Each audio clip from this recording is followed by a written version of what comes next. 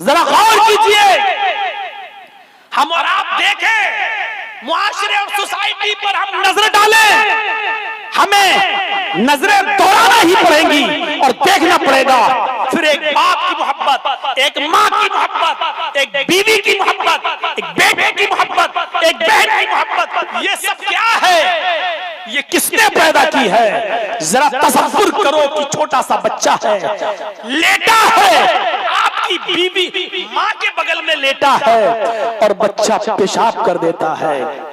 आपका बेटा आपके बिस्तर पे पेशाब कर देता है, बिस्तर भीग जाता है, भीगने के बाद बच्चा रोने लगता है, माँ समझ जाती है, वो माँ समझ जाती है कि मेरे बच्चे ने पेशाब कर लिया, हाथ से बिस्तर को देखती है तो बिस्तर गीला है। इस माँ की मोहब्बत देखो, बच्चे को उठाती है और अपनी सूखी जगह पर बिस्तर पे सुला देती है और उसकी गीली जगह पर माँ खुद लेट जाती है। ये क्या है, बच्चा रोता, माँ समझ जाती है ये भूख की वजह से रो रहा है या इसने पेशाब कर दिया है। कितनी बेगैरत है आज की औलाद।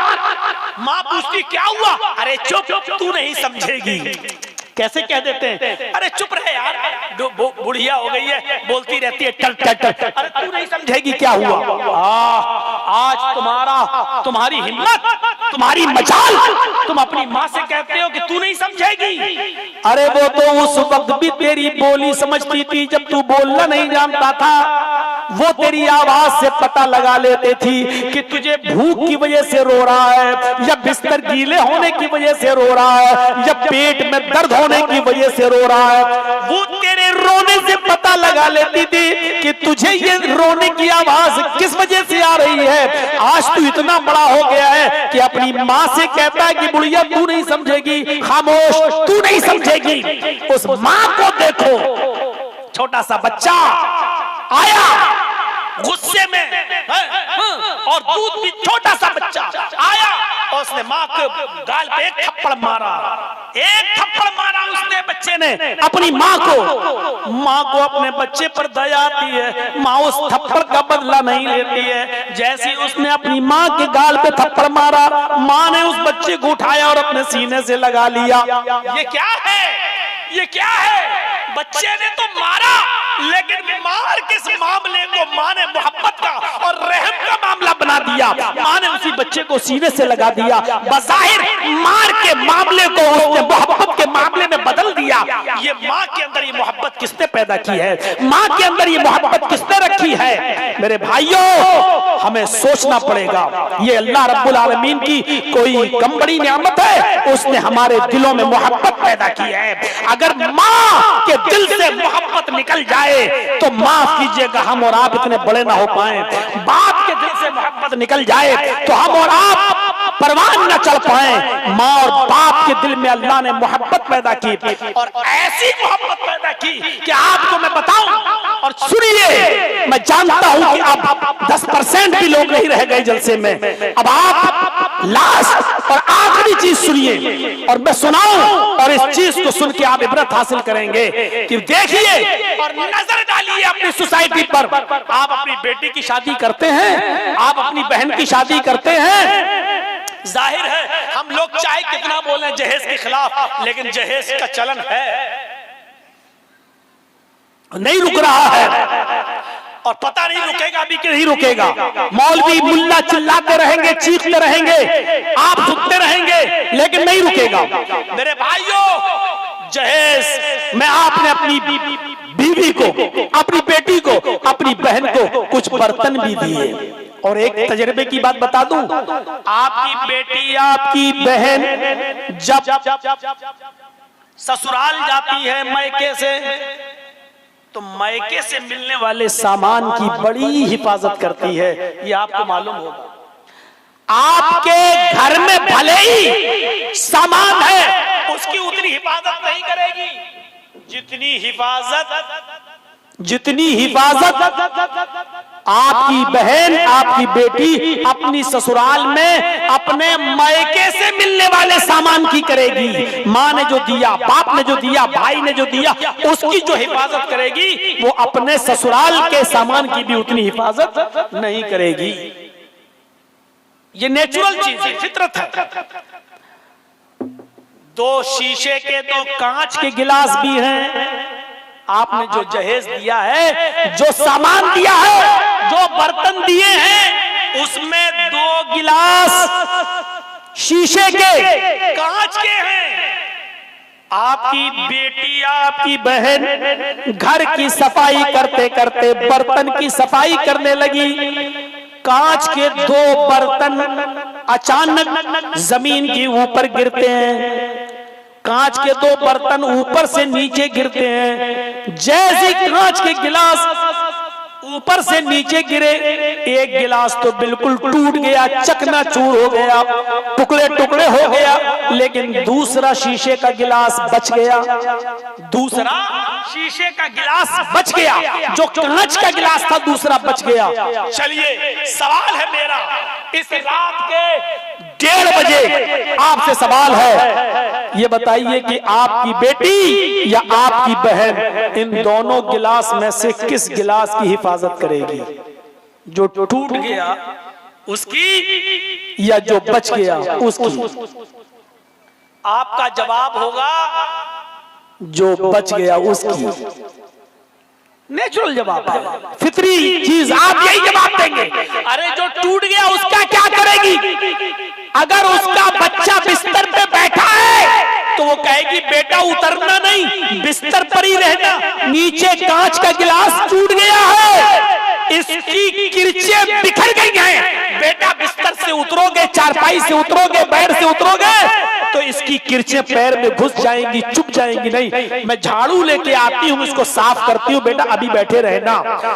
और जो गिलास बच गया उसको साफ करके रख देगी। जो टूट गया, जो बिखर गया, जो बिल्कुल पाश पाश हो गया, उसके टुकड़े इकट्ठा करेगी, उसको पोंछेगी, उसको झाड़ू से एक जगह इकट्ठा करेगी, उसको उठाएगी और उसको डस्टबिन में डाल देगी, कूड़ेदान में डाल देगी या बाहर नाली में फेंक देगी, क्योंकि वो गिलास अब उसके किसी काम का नहीं रहा। ईमानदारी के साथ बताइए, यही हाल होगा ना उस टूटे हुए गिलास का? यही हाल होगा। आइए आइए, उस टूटे हुए गिलास को नाली में फेंक देगी, कूड़ेदान में डाल देगी। लेकिन यहां हम आपसे एक सवाल करते हैं, एक मां के दो बेटे हैं, एक की उम्र 20 साल है, एक की उम्र 24 साल है। जिसकी उम्र 20 साल है वो कमाता है, दुकान पे बैठता है, कमा कमा कर लाता है और अपनी माँ को खिलाता है, अपनी माँ को पिलाता है। माँ बीमार होती है तो अपने माँ का इलाज कराता है। और जो 24 साल का बेटा है उसको फालिज मार गई है, उसका पैर बेकार है, उसका हाथ बेकार हो चुका है, वो जबान से बोल भी नहीं पाता है, बिस्तर पर लेटा है, वो उठ भी नहीं पाता है, वो रीढ़ की हड्डी भी उसकी बेकार हो चुकी है, वो अपने से करवट नहीं बदल पाता है, वो अपने से पेशाब नहीं कर पाता है, वो अपने से लेटरिन नहीं कर पाता है, वो अपने से खा नहीं पाता है। मेरे भाइयों, इस माँ के दो बेटे हैं, एक कमा कर लाता है जो अपनी माँ को खिलाता है पिलाता है, और एक बेटा बिस्तर पर बैठा हुआ है जो बेकार है। और डॉक्टर ने कहा जब तक जिंदा रहेगा अब इसका कोई इलाज नहीं है, अब इसकी खिदमत करो, ये किसी काम का नहीं है, लायक नहीं है। हाँ, नालायक है। नालायक का मतलब ये नहीं है कि उसके अंदर कमजोरी है, नालायक का मतलब ये है कि अब वो किसी काम के लायक नहीं रहा है, न कमा सकता है, न मेहनत कर सकता है, न वो कमा कर लाकर अपनी माँ को पाल सकता है, बल्कि वो खुद बिस्तर के ऊपर लेटा हुआ है, उसकी शादी भी नहीं हुई है। ईमानदारी के साथ बताइए, ये माँ अपने इन दोनों बेटों में से किसको अपने पास रखेगी और किसको घर से भगा देगी या किसको घर से निकाल देगी? क्या आप ये समझते हैं जो 24 साल का बेटा माँ पर बोझ है, भाई पर बोझ है, अपनी बहनों पर बोझ है, क्या ये माँ के ऊपर भी बोझ है? क्या माँ इस 24 साल के बेटे को अपने घर से बाहर निकाल देगी? क्या इसको दर दर की ठोकरें खाने पर मजबूर कर देगी? वो बेटा दस्तरखान पर मुंह में न डाले वो खा नहीं सकता है, वो चल नहीं सकता है, वो उठ नहीं सकता है, वो लेटरिन और पेशाब और पायखाना भी करने नहीं जा सकता है। मेरे भाइयों जरा बताओ, माँ किस बच्चे से ज्यादा मोहब्बत करेगी, उस 20 साल वाले बच्चे से या 24 साल के बच्चे से, उस कमाने वाले से या बिस्तर पर लेटे हुए आदमी से, लड़के से? मेरा जवाब यह है कि माँ को जो प्यार, जो मोहब्बत उस 24 साल के बच्चे से होगा वो 20 साल के लड़के से नहीं होगा। हालांकि वो खिला रहा है, पिला रहा है, कमा कर ला रहा है, इलाज भी करा रहा है, लेकिन माँ उस 20 साल के लड़के को लेटरिन के लिए नहीं ले जाएगी, उसको अपने हाथ से रोटी का लुकमा उसके मुंह में नहीं डालेगी, उसका पेशाब पायखाना भी साफ नहीं करेगी। मेरे भाइयों, लेकिन माँ इस 24 साल के बच्चे के पास आएगी, इसके ऊपर हाथ भी फेरेगी, इसके मुंह से अगर थूक निकल रहा है तो अपने दुपट्टे से, अपने ओढ़नी से, अपने कपड़े से अपने बेटे का थूक भी साफ करेगी। यहाँ तक कि अगर बेटे ने कह दिया पेशाब तो बर्तन भी लाएगी, लेकिन बेटा 24 साल का, लेकिन बेचारा कमर बंद नहीं खोल सकता है, पैंट नहीं उतार सकता है, लुंगी तक हाथ नहीं ले जा सकता है। माँ उसका कपड़ा भी उतारेगी, उसको पेशाब भी कराएगी और पेशाब के बाद उसकी शर्मगाह को धोएगी भी। अगर इसने कह दिया कि मुझे लेटरिन लग रही है, इस माँ को बर्तन लाना पड़ेगा, अपने बेटे को लेटरिन भी कराएगी और उसकी गंदगी को साफ भी करेगी, उसके कपड़े भी धोएगी और उसकी लेटरिन की जगह साफ भी करेगी। इस माँ को कोई शर्म नहीं आएगी, अगरचे उसका बेटा 24 साल का है।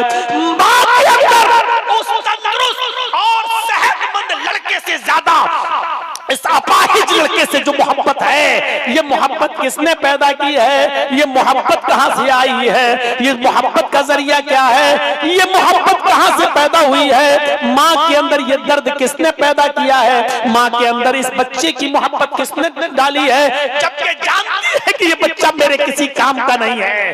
अगर इस बच्चे को मौत भी आ गई तो माँ रोएगी। मेरे भाइयों जरा तसव्वुर करो कि इस माँ के अंदर ये मोहब्बत किसने पैदा की है, ये वही अल्लाह की जात है। इतनी नियामतें हैं कि आप उन नियामतों को गिन नहीं पाओगे। इन तउद्दू निअमतल्लाहि ला तुहसूहा। मेरे बंदो अगर मेरी नियामतों को गिनना चाहो, मेरे बंदो अगर मेरी नियामतों को शुमार करना चाहो तो तुम मेरी नियामतों को गिन नहीं सकते, मेरी नियामतों को शुमार नहीं कर सकते। खुलासा कलाम ये कि अल्लाह की नियामतें बहुत ज्यादा हैं, हमें उन नियामतों की कद्र करनी चाहिए, अल्लाह की रहमत से अच्छी उम्मीद रखनी चाहिए। गुनाह किए हैं तो गुनाहों से तौबा करना चाहिए और हमें अपनी आखिरत अपनी बनानी चाहिए। ये इबरत के लिए एक वाकया ही काफी होता है। मेरे भाइयों, एक ही झटके में, एक ही वाकये से हजारों लोगों ने इबरत हासिल कर ली। आपने अबुल हाकिम हमीदुद्दीन का नाम सुना होगा।